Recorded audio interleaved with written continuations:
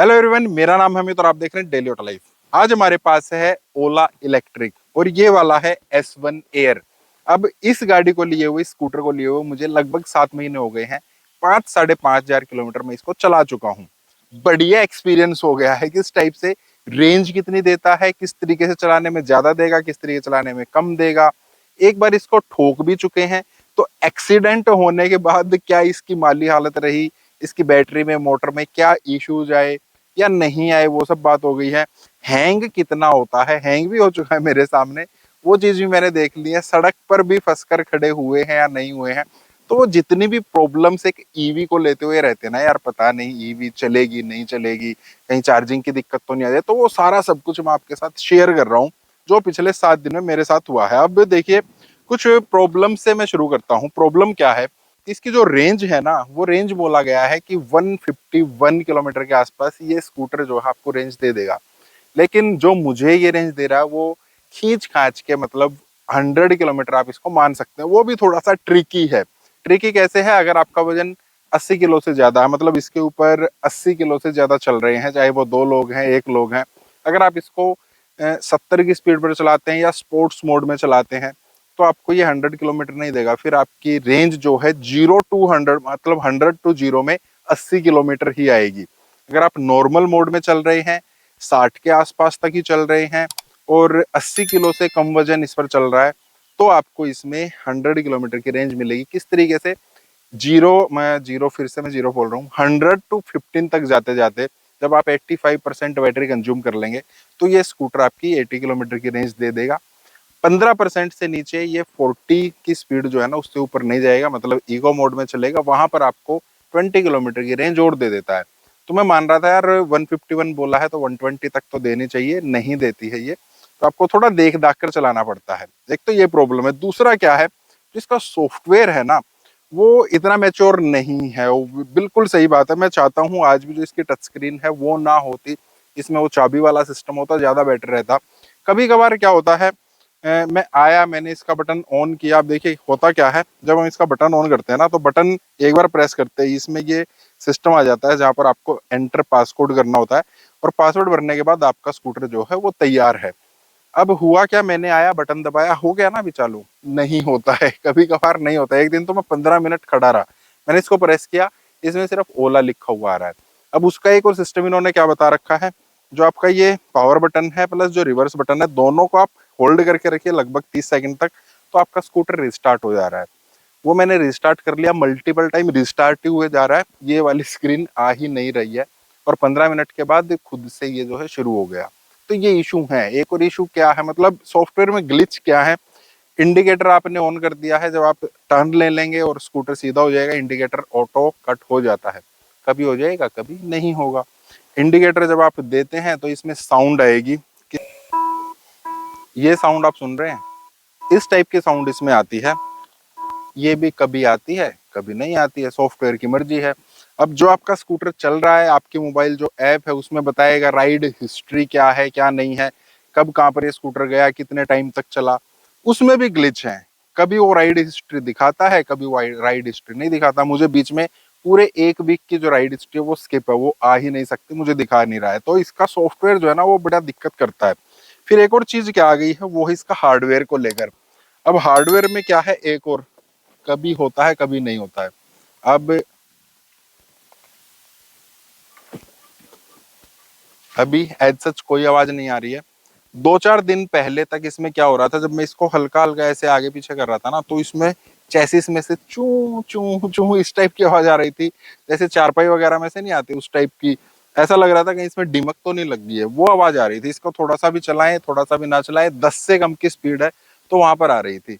साथ में जो इसका ये आगे वाला जो पोर्शन है ना, जब भी हम इसको चलाते हैं, जैसे इस टाइप के कोई रास्ते हैं, थोड़े गड्ढे वाले रास्ते हैं, तो इसके अंदर से, हेड यूनिट के अंदर से एक आवाज कंटिन्यूसली गड़ गड़ गड़ गड़ आती रहती है।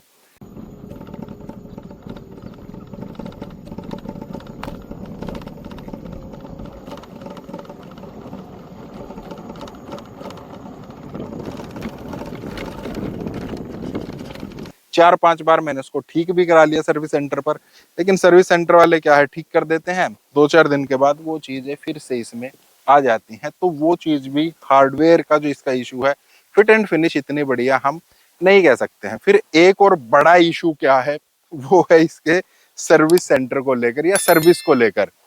जब स्टार्टिंग में मेरे पास जो इसका सर्विस सेंटर था वो बहुत बढ़िया था, उसमें 2-3 लोग काम करते थे, जाते ही प्रॉब्लम को एड्रेस करते थे। हर जगह मेरे को सुनने को मिलता था कि यार ओला का जो सर्विस सेंटर है ना बेकार है, सर्विस अच्छी नहीं है, लेकिन मेरे मामले वो केस नहीं था।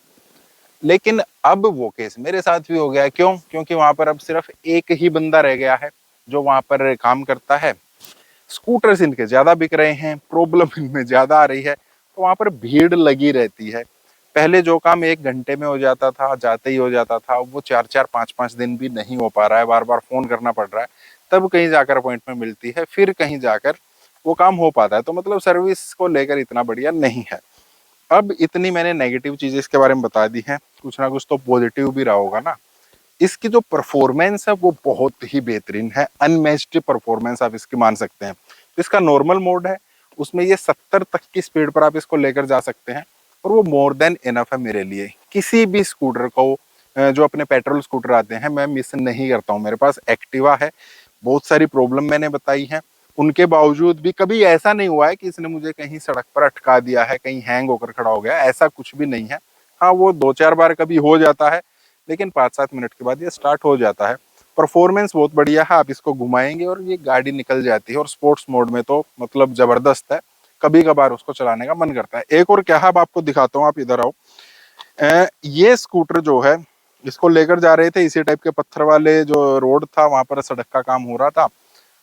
स्कूटर स्लिप हुआ, गिर गया, और जैसे ये गिरने लगा ना, एक बाइक ने आकर यहाँ से ठोक भी दिया।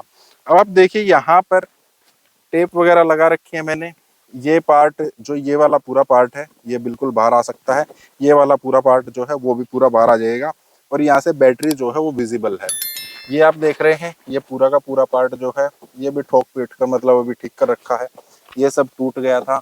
यहाँ पर ये स्क्रैच वगैरह आप देख रहे हैं।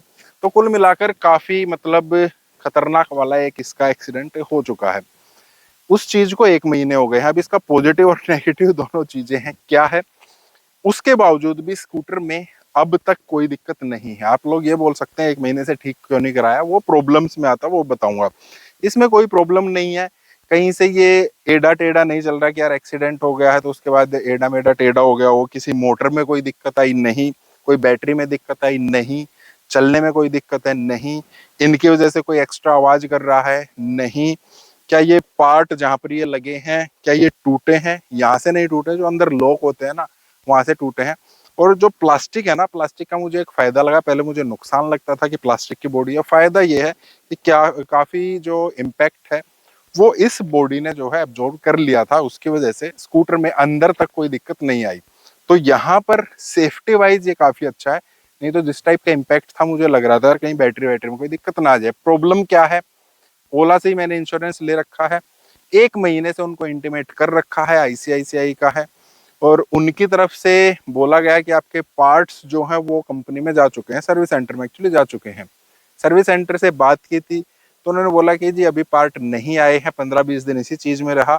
अब उनसे बात हुई है सर्विस सेंटर से कि पार्ट तो आ गए हैं, अब हमारे पास मैकेनिक नहीं है, लेबर नहीं है जो आपका ये ठीक कर पाए। तो उन्होंने 2-4 दिन का टाइम और मांगा है। तो इस चीज में सर्विस प्लस इंश्योरेंस मिलाकर वो बड़ा लेट कर रहे हैं। वैसे स्कूटर ये बहुत बढ़िया है। तो अब आ जाती है फाइनल वर्डिक्ट मेरी तरफ से, क्या ये लेना चाहिए या नहीं। देखिए, अगर आपकी डेली जो रनिंग है ना वो है लगभग 60 किलोमीटर, 70 किलोमीटर, 80 तक भी आप मान सकते हैं, सिंगल पर्सन को चलना है, और कोई दिक्कत नहीं है, आप इसको आराम से लेकर जाइए। चार्जिंग वार्जिंग की कोई दिक्कत नहीं है, आराम से 3-4 घंटे में चार्ज हो जाती है, और बहुत बढ़िया चीज़ है। अगर आपका जो रन है वो 80 किलोमीटर से ऊपर है डेली का, फिर आप इसके जो S1 प्रो है, जो 2 है, वो आप जाइए, उसमें आपको माइलेज और भी बढ़िया मिल जाएगी, लगभग 130-140 तक मिल जाएगी। क्या जाना भी चाहिए या नहीं जाना चाहिए ईवी की तरफ? तो मेरे हिसाब से जाना चाहिए। जो इश्यूज मैंने बताए हैं, जैसे सॉफ्टवेयर का इशू है, लेकिन बड़े इशू नहीं है, सॉफ्टवेयर ठीक किया जा सकता है। आवाज वगैरह जो आती है, वो आवाज जो इसके अंदर से आवाज आती है वो भी ठीक की जा सकती है, सर्विस बिल्कुल ठीक की जा सकती है। परफॉर्मेंस अगर गड़बड़ हो ना तो वो ठीक नहीं की जा सकती, लेकिन परफॉर्मेंस में कोई गड़बड़ नहीं है, सेफ्टी को लेकर एज सच कोई प्रॉब्लम नहीं है।